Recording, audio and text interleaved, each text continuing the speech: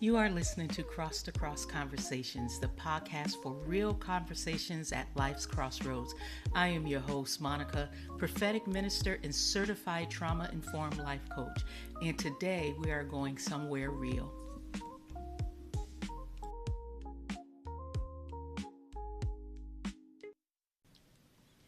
Last episode, we met her, the woman with the issue of blood. 12 years of bleeding, 12 years of doctors who could not help her, 12 years of spending everything she had trying to get better, yet ending up worse. 12 years of being unclean, which meant 12 years of isolation, 12 years of rejection, and 12 years of watching everyone around her live a life she could not access because of a condition she did not choose. We talked about what it means to bleed emotionally. We talked about how rejection and abandonment and unresolved acceptance wounds, they do not stay contained inside the person carrying them. We also talked about how pain that has never been addressed seeps into everything that person touches, every relationship, every opportunity, every room they walk into. Not because they are broken beyond repair, but because bleeding people bleed. And I ended last episode by saying that the hymn is still available. Today I want to talk about what happened before she reached for the hymn. Many people miss this part of the story, or they just read right over it. They jump straight to the miracle. And they go right to the moment of healing, and they talk about her faith, and they talk about the power of Yeshua, and all of that is true, and all of that matters. But there is one verse that I think contains the entire key to why this woman received what so many others in the crowd did not.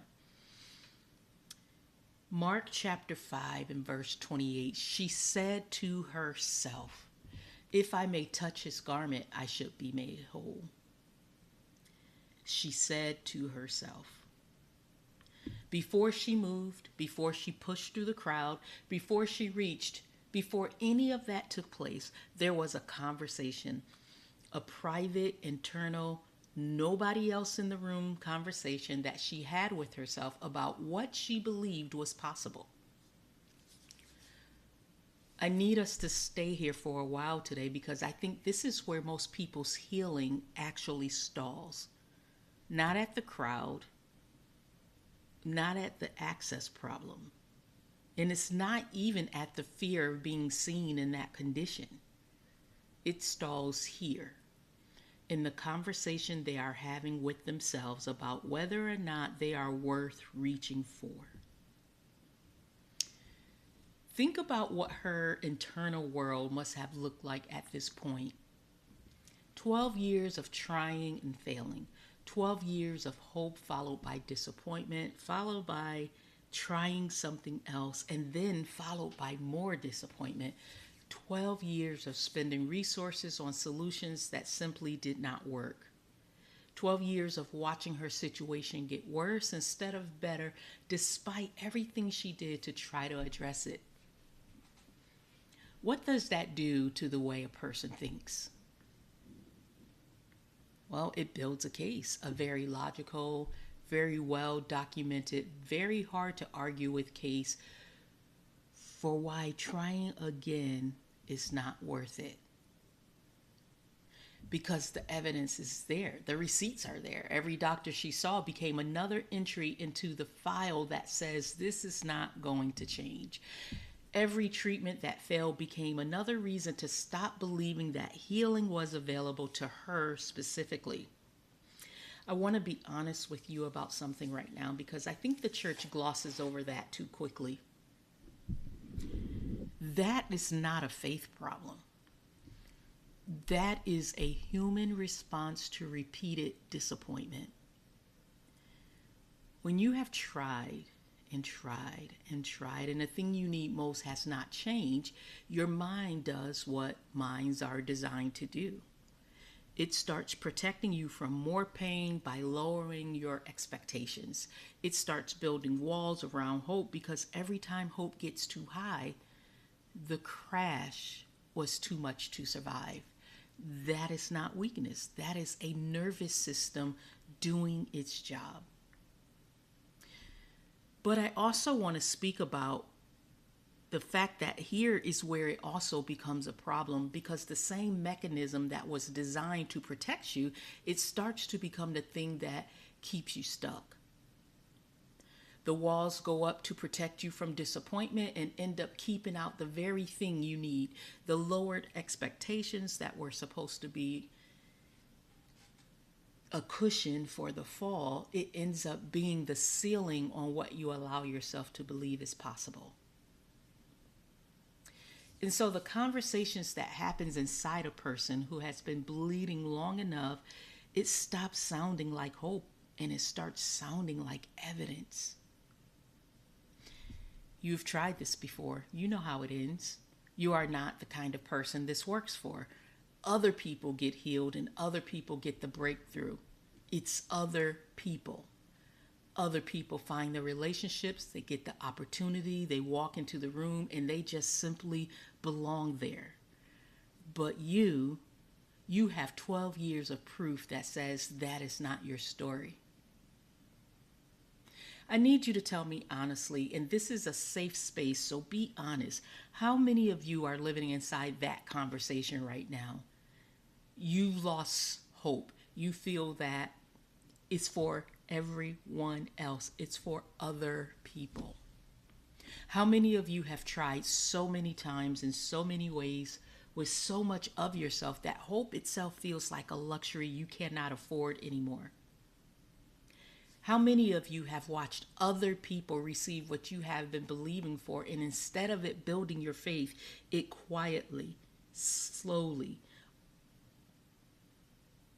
chips away?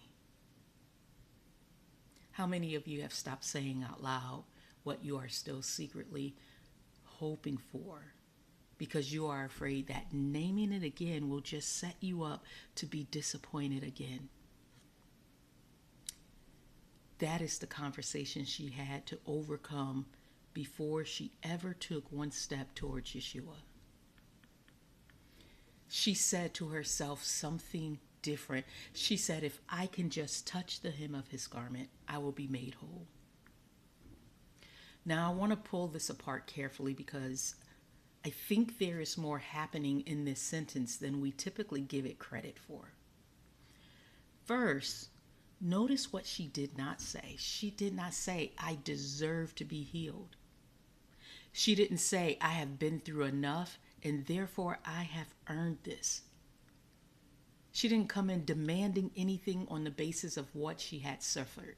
She came in on the basis of what she believed was possible if she could just get close enough.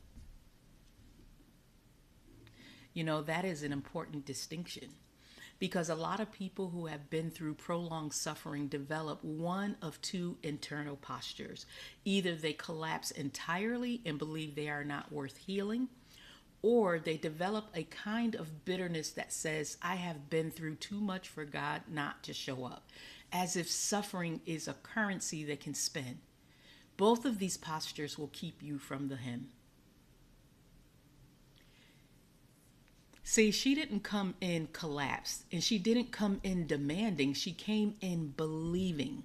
And I want to be careful here, because I am not going to stand up here and oversimplify this and tell you that all you need to do is believe harder. You've heard that before. Because if believing harder were the solution, you would have been healed years ago. She had been trying, she had been spending, she had been doing everything within her power to change her situation. And what shifted was not the intensity of her faith. No. What shifted was the object of it. For 12 years, she had been placing her faith in systems that could not carry the weight of what she needed. Doctors who were doing their best but were limited.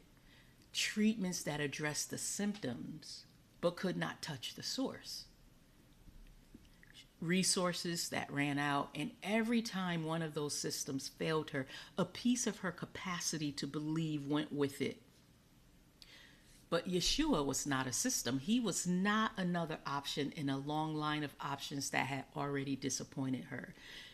He was different from everything she had tried before. And somewhere in the space between her last failed treatment and the moment she heard he was passing through, something shifted in her understanding of what she was actually dealing with and what it was actually going to take to change it. She stopped looking for a better treatment and started looking for the source of healing itself. So I want to talk a little bit today about the symptom versus the source, because I want to take it away from scripture a little bit and bring it into your actual life. How many of you have been working on the symptom when the issue is the source? Think about that. How many of you have been in therapy for years, which is not a bad thing, but you have been processing the same wound over and over without ever bringing it to the one who can actually close it? Or you may have been one who have been reading every self-help book, listening to every podcast, including this one, following every coach and every speaker, and absorbing information without ever sitting in the presence of the one who has the actual power to do what information alone cannot do.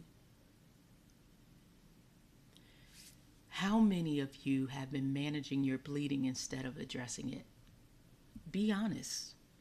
I've been there.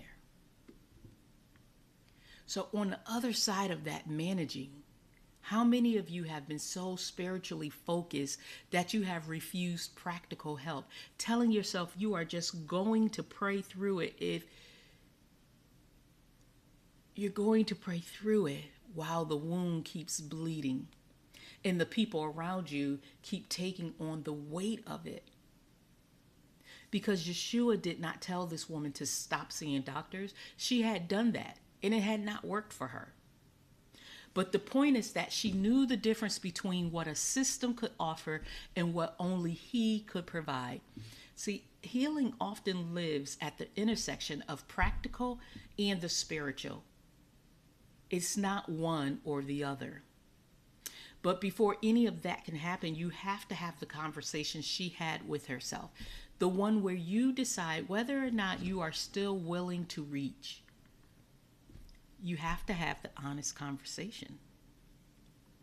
I want to talk about what it takes to get that conversation when everything in you has already given up.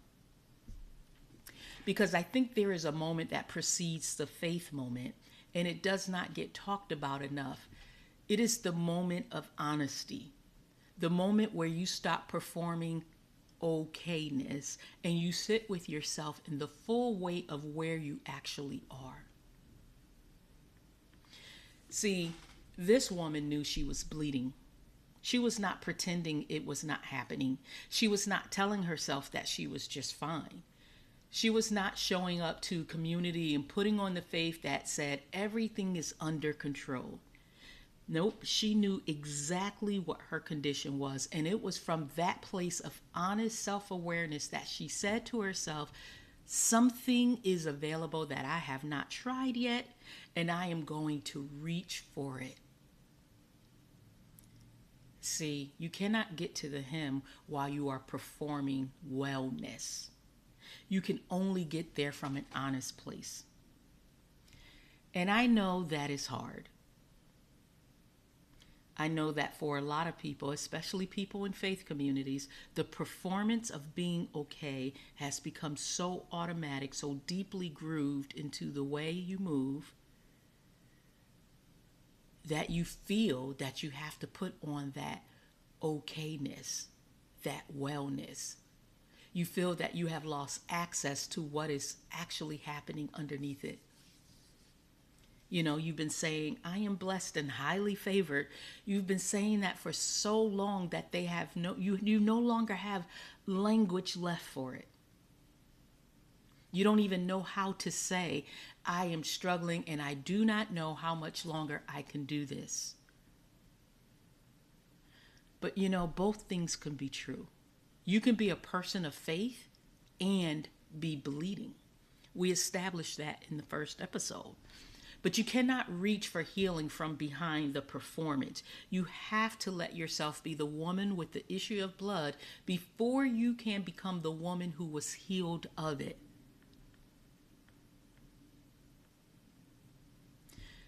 So here's what I want you to do before the next episode.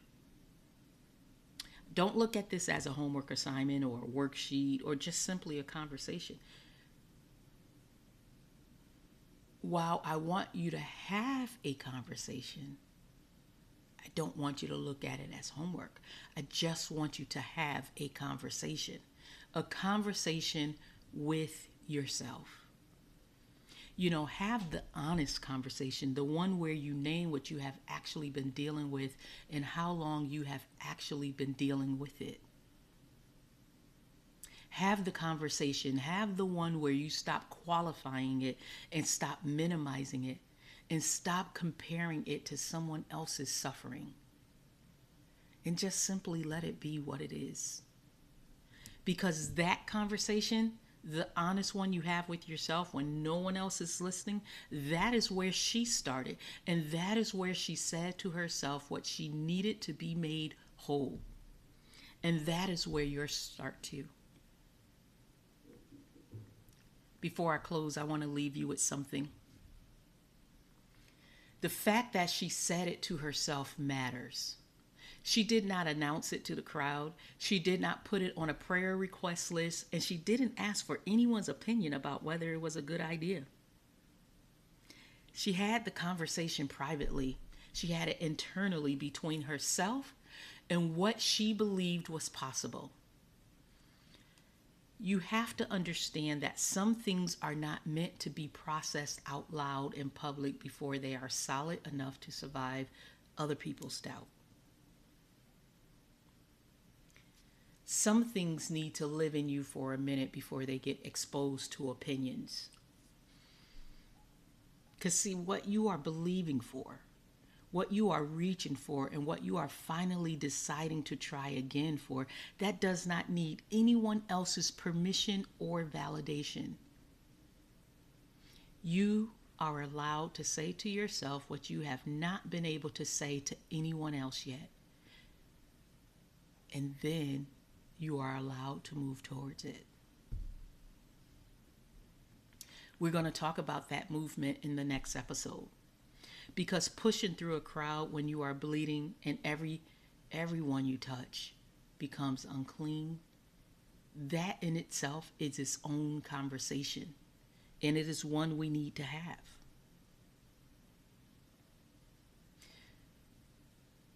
Are you ready to have the conversation?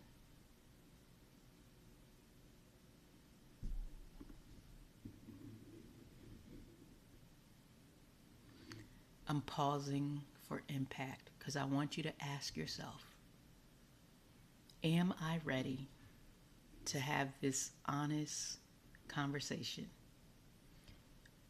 before movement? Thank you for being here for today's episode of Cross to Cross Conversations. If this conversation met you somewhere real, share it with someone who needs to hear it as well. Subscribe so you do not miss what is coming next. And if you want to go deeper, find everything Cross to Cross has to offer on YouTube at Cross to Cross. This is Cross to Cross Conversations, where silence meets voice.